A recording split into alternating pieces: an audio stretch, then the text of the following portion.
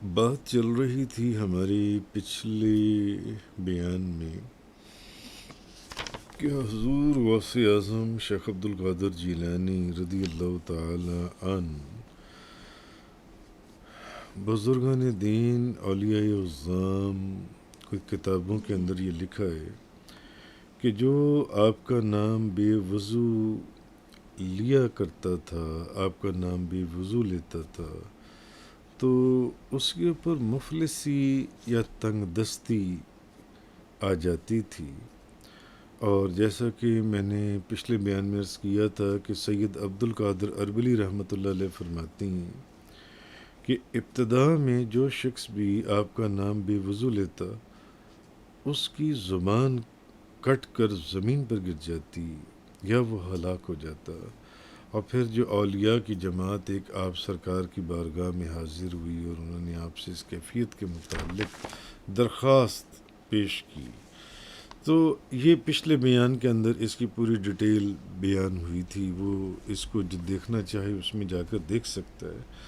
یہ میں نے ایک تمہیداً ایک بات کہی، اس کی وجہ یہ ہے کہ جس کتاب کا ذکر ہو رہا ہے، کتاب محسن بزبان محسن، جن سے اس کتاب کو وقت کے ساتھ ساتھ بہت لوگ پڑھنا شروع ہو گئے، سینکڑوں ہزاروں لوگ اس کو پڑھتے تھے اور بلا ناگہ پڑھتے تھے۔ اور اس کتاب کے متعلق ایک بات یہ بھی مشہور ہو گئی کہ اس کتاب کے پڑھنے والے اکثر لوگوں کو، کم و بیش 95% لوگوں کو، 10 میں سے 8-9 لوگوں کو حضور غوث اعظم شیخ عبد القادر جیلانی رضی اللہ تعالی عنہ اپنی زیارت سے مشرف فرماتے ہیں۔ بے شمار سینکڑوں لوگوں نے آپ کی زیارات کی، جن میں سے درجنوں لوگوں کا ذکر تو ہم نے اختصار کے ساتھ اس کتاب میں کر دیا، مگر تمام لوگوں کا ذکر کرنا مناسب، اس کی طوالت کو پیش نظر رکھتے ہوئے وہ مناسب نہیں تھا کہ ہم تمام لوگوں کا اس میں ذکر کرتے۔ ہاں، درجنوں لوگوں کا ذکر اپنے مناسب مقام کے اوپر کیا گیا کہ جن لوگوں کو آپ سرکار نے اپنی زیارت سے نوازا، جو ان سے۔ تو اب چونکہ پچھلے بیان کو سامنے رکھتے ہوئے کہ آپ سرکار کے مبارک، جو آپ کا مبارک نام ہے، اس کی نزاکت نے ہمیں یہ سوچنے پر مجبور کر دیا کہ جن کے نام اور جن کے کلام کو اس کتاب کی صورت میں جون سا ہے، وہ لوگ اب بلا ناگہ پڑھ رہے ہیں۔ پھر جیسے کہ لوگوں میں بات مشہور ہو جاتی ہے، دوستوں سے دوستوں کو، آگے ان کے دوستوں کو یہ جب پتہ چلا کہ اس کتاب کے پڑھنے سے حضور غوث اعظم کی زیارت مبارک ہوتی ہے، کم و بیش جیسے کہ میں نے آپ کو بتایا کہ 10 میں سے 7-8-9 لوگوں کو لازماً زیارت آپ سرکار اپنی زیارت سے مشرف فرماتے۔ یہ بات ایک مشہور ہو گئی سلسلے کے اندر، دوستوں کے اندر جن سی ہے۔ تو پھر اس آپ سرکار کے نام کی بھی نزاکت کو دیکھتے ہوئے، سمجھتے ہوئے جن سے اس نے ہمیں یہ چیز سوچنے پر مجبور کر دیا کہ اب جن کے نام اور جن کے کلام کو اس کتاب کی صورت میں حضور غوث اعظم کی بات ہو رہی ہے، لوگ بلا ناگہ جن سے وہ ایک طرح بطور وظیفہ پڑھنا شروع ہو گئے، جن سے کہ اس کتاب کو روزانہ اس کتاب کے 4-5 صفحے ضرور بھی پڑھنے ہیں۔ ولیوں کے شہنشاہ، ولیوں کے بادشاہ حضور غوث اعظم شیخ عبد القادر جیلانی کے مبارک ذکر کو جن سے، تو ایسا نہ ہو کہ فائدے کی بجائے، کیونکہ آپ کا نام مبارک کی اتنی برکت ہے جو ہم نے پہلے آپ کو سنائی، یا اتنی اس میں جو ہے اس کی نزاکت یا جلال جو بھی ہے، تو فائدے کی بجائے کسی کو خدا نخواستہ اس میں نقصان اٹھانا پڑے، تو ہم نے پھر اس اسم کی عظمت اور جلالت کو پیش نظر رکھتے ہوئے جن سے خصوصاً جو اسپیشلی بطور وظیفہ اس کتاب کو پڑھ لے تھے کہ چلیں اس کتاب کے اندر اولیاء کا اور سید الاولیاء کا جو ذکر مبارک ہے، اس کے پڑھنے سے اللہ کی رحمت ہمیں حاصل ہوتی ہے جون سی ہے، کیونکہ جہاں اللہ کے ولیوں کا ذکر ہوتا ہے، اپنی روایات میں پڑھا ہے، وہاں اللہ کی رحمت نازل ہوتی ہے۔ تو اس کتاب میں بھی جگہ جگہ اولیاء کرام اور خصوصاً حضور غوث اعظم کا ذکر کیا گیا۔ تو جو لوگ بطور وظیفہ پڑھ رہے تھے اس کتاب کو، ان کے پڑھنے والوں کے لیے اجازت کی اہمیت کے ضمن میں کہ اجازت کیا چیز ہے، اجازت کی اہمیت کے ضمن میں ہم نے ایک اجازت نامے کا ہمیں عنوان باندھنا پڑا تاکہ لوگ اس سے واقعی فائدہ اٹھائیں، کوئی بھی جو ان سے وہ نقصان نہ اٹھائے جو ان سے۔ اگرچہ کہ ایک کتاب ہونے کی حیثیت سے کتاب محسن با زبان محسن، جو کہ عرف محسن اعظم فی مناقب غوث اعظم کے نام سے مشہور ہو گئی، اور چند سالوں کے اندر اس کے ہزاروں کی تعداد میں، غالباً 25-30 ہزار کی تعداد میں مختلف پھر ایڈیشنز اس کے جو سے ہیں وہ پرنٹ ہوئے جو سے ہیں، اور یہ پوری دنیا میں کتاب لوگ لے کر گئے اور تقسیم ہوئی۔ میں اگر ان ملکوں کے نام لینا شروع کروں تو وہ درجنوں کی تعداد ہے جہاں لوگوں نے یہ کتاب منگوائی اور یہاں سے لے کر گئے۔ تو اگرچہ ایک کتاب ہونے کی حیثیت سے فقط مطالعے یا ثواب کو مد نظر رکھتے ہوئے تو اجازت کی ضرورت نہیں تھی، لیکن جو لوگ اوراد و وظائف سے دلچسپی رکھنے والے ہیں وہ اجازت کی اہمیت کو بہت اچھے طریقے سے سمجھتے ہیں اور جانتے ہیں کہ ایک عمل ایک ہی ہوتا ہے، مگر اس کا اثر عام کے لیے کچھ اور ہوتا ہے اور خاص کے لیے کچھ اور ہوتا ہے۔ عام لوگ، عوام الناس، اگر جیسے کہ میں نے مثال دی کہ بیت الخلاء میں داخل ہوتے وقت دایاں پاؤں پہلے رکھیں، کیونکہ حکم کیا ہے کہ بیت الخلاء میں جاتے وقت بایاں پاؤں جو ان سے وہ پہلے رکھنا چاہیے، جو ان سے وہ پہلے رکھنا چاہیے۔ اگر کوئی عام لوگ بیت الخلاء کے اندر جاتے ہوئے دایاں پاؤں جو ان سے وہ پہلے رکھیں، عام لوگ، عوام الناس جو ان سے ہیں، تو نہ تو ان کو کوئی گناہ ہوتا ہے اور نہ ہی ان کی کوئی اس کے اوپر گرفت ہوتی ہے۔ لیکن خاص لوگ، امام ربانی مجدد الفسانی شیخ احمد سرہندی رحمۃ اللہ علیہ، وہ اگر بھول کر بھی بائیں کی بجائے دایاں پاؤں بیت الخلاء میں رکھ دیں تو تمام احوال رک جاتی ہیں۔ تو عام لوگوں کے لیے حکم کچھ اور ہوتا ہے اور خاص لوگوں کے لیے حکم کچھ اور ہوتا ہے، یہ آپ نے ان کے متعلق پڑھا ہوگا کتابوں میں۔ تو کیا حضور نبی کریم صلی اللہ علیہ وسلم وحی کے نزول سے پہلے، نزول وحی سے پہلے خدا کا ذکر نہیں کرتے تھے؟ بالکل کرتے تھے نبی پاک صلی اللہ علیہ وسلم، بلکہ آپ صبح و شام ہر وقت اللہ کا ہی ذکر کرتے تھے۔ بعض اوقات غار حرا میں جایا کرتے تھے۔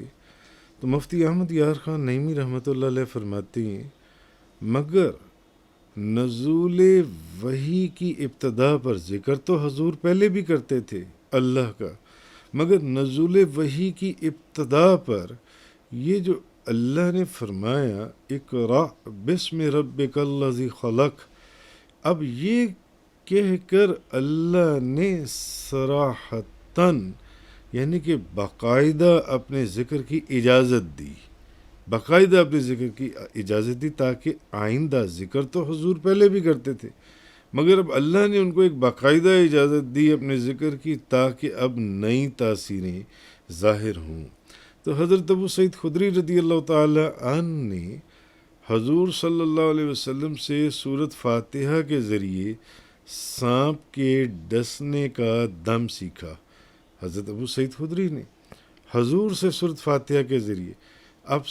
سیکھنا کچھ اور ہے اور اس کو خود سے عمل میں لانا کچھ اور ہے، کسی سے سیکھ کر اس کی اجازت لینا۔ تو آپ فرماتے ہیں کہ گھر میں اگر بجلی کی فٹنگ ہو بھی چکی ہو مگر حکومت سے اس کے بجلی کے میٹر کے کنیکشن کی اجازت ابھی منظور نہ ہوئی ہو تو کیا گھر میں روشنی ہو جائے گی؟ بھلے آپ نے گھر میں تاریں بچھا لیں، بلب لگا لیے، لائٹیں لگا لیں، مگر ابھی حکومت سے اس بجلی کے میٹر کی کنیکشن کی اجازت ہی نہیں ہوئی تو روشنی کہاں سے ہوگی؟ تو تمام جتنے بھی ذکر اذکار ہیں وہ روحانی بجلی کے بلب اور رحمت کے پنکھے ہیں، مگر فائدہ تب دیں گے جب کسی سے کنیکشن ملا ہوگا۔ جب تک کنیکشن ہی نہیں کسی سے ملا ہوگا، اس کنیکشن کی اجازت ہی نہیں دی جائے گی، وہ آگے روشنی نہیں کریں گے۔ لہٰذا اعمال روحانیت جو ہے اس میں اجازت جون سی ہے روحانیت کی دنیا میں، یہ شرط اول ہے۔ اعمال روحانیت کی دنیا میں بغیر اجازت اوراد و وظائف یا عملیات روحانیت میں وہ برکتیں اور وہ تاثیر ظاہر نہیں ہوتی جو اصل میں ہونی چاہیے تھی۔ بغیر اجازت کے اگر آپ کوئی عمل پڑھنا شروع کر دیں گے یا کوئی چیز کسی کو اپنے عمل میں بطور وظیفہ لے کر آئیں گے تو اس کی وہ اثر یا تاثیر نہیں ہوگا جو اصل میں ہونا چاہیے تھا۔ فار ایگزامپل میں آپ کو ایک مثال دیتا ہوں کہ نبی پاک صلی اللہ علیہ وسلم نے ایک کافر کو کہا کہ اس درخت سے کہو کہ تجھے اللہ کے رسول بلاتی ہیں۔ وہ شخص جب نبی پاک صلی اللہ علیہ وسلم نے اس کافر کو کہا جاؤ میں تمہیں کہہ رہا ہوں اس درخت کو کہو کہ تمہیں اللہ کے رسول بلاتے ہیں، اب وہ شخص جب نبی پاک صلی اللہ علیہ وسلم کی اجازت ملنے کے بعد اس درخت کو جا کر اپنی زبان سے یہ کہتا ہے کہ چل تجھے اللہ کے رسول بلاتے ہیں، تو اب وہ درخت یہ نہیں دیکھتا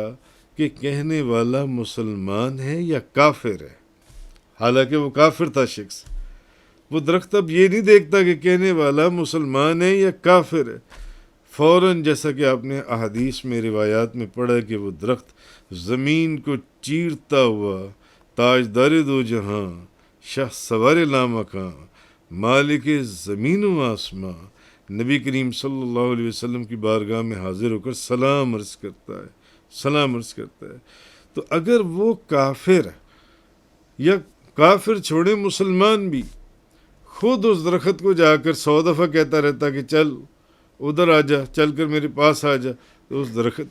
آپ جانتے ہیں کیا ہونا تھا۔ مگر یہ نبی کریم صلی اللہ علیہ وسلم کی اجازت تھی کہ آپ نے اس کافر کو اجازت دی، جاؤ تم جا کر کہو اس درخت کو کہ تمہیں اللہ کے رسول بلا رہے ہیں۔ تو یہ اجازت ہے جس کو روحانیت کی دنیا میں جب کوئی عمل یا وظیفہ یا کوئی بھی چیز جو سی ہم پڑھتے ہیں تو اس میں بزرگوں سے اجازت دی جاتی ہے۔ بات پھر وہی ہے کہ حکم اور اجازت، کیونکہ جو خود رو پودا ہوتا ہے، جو اپنے آپ پودا اگنے کی کوشش کرتا ہے یا اگ جاتا ہے، وہ پتے تو لے آتا ہے مگر پھل اور پھول اس کے اوپر پیدا نہیں ہوتے۔ تو مفتی احمد یار خان نوی فرماتے ہیں کہ تلوار کے لیے دھار اور وار دونوں ضروری ہیں۔ تلوار کے لیے دھار کی بھی ضرورت ہے اور وار کی بھی ضرورت ہے، اور بغیر وار کو سیکھے تلوار کی دھار جتنی مرضی تیز ہو اس کا فائدہ کوئی نہیں ہے۔ اور وار کے لیے اجازت شاخ کی ضرورت ہے، وار کے لیے اجازت کی ضرورت ہے، نہ کہ دھار کے لیے۔ دھار تو کوئی بھی تلوار کی پیدا کر لے گا، مگر اب اس کو استعمال کرنے کی اجازت کہ کوئی اس کو وار کرنا سکھائے گا تو وہ تلوار کام کرے گی آگے، تو اس کے لیے اجازت بے حد ضروری ہے، ورنہ نقصان کا اندیشہ ہے جن سے۔ جس کی ایک مثال میں اکثر یہ دیا کرتا ہوں کہ کوئی مریض حکیم یا ڈاکٹر کی بجائے خود دوائیوں کی دکان میں جا کر دوائیاں کھانا شروع کر دے، دوائیاں تو جتنی بھی اس کیمسٹ یا فارماسسٹ کی دکان پر ہیں وہ ساری صحت اور تندرستی کے لیے ہیں، بیماریوں کو دور کرنے کے لیے ہیں، مگر وہ بیماریاں کیا آپ کو صحت مند کریں گی؟ آپ خود سے دوائی کی دکان میں جا کر خود ہی دوائیاں اٹھا کر کھانا شروع کر دیں، نہیں، وہ دوائیاں الٹا آپ کو نقصان کریں گی۔ آپ بھی جانتے ہیں کہ اس کا فائدہ نہیں ہوگا، نقصان ہوگا۔ اس لیے کیونکہ وہ ڈاکٹر بتائے گا، وہ آپ کو اجازت دے گا کہ نہیں یہ والی دوائی لینی ہے اور اس کو اس طریقے سے لینا ہے، اس کو فاسٹنگ میں لینا ہے، نہار منہ، اس کو رینڈم لینا ہے، اس کو ناشتے کے بعد لینا ہے، اس کو کھانے کی اور اس تعداد میں لینا ہے، اس تعداد میں۔ اگر کوئی خود سے جا کر کھانا تو وہ ایک نقصان ہوگا۔ تو لہٰذا کتاب محسن و زبان محسن عرف محسن اعظم فی مناقب غوث اعظم کا ان چیزوں کو سوچتے ہوئے پھر ہم نے لوگوں کو اس کا جو اذن عام ہے وہ ہم نے ہر خاص اور عام کو دیا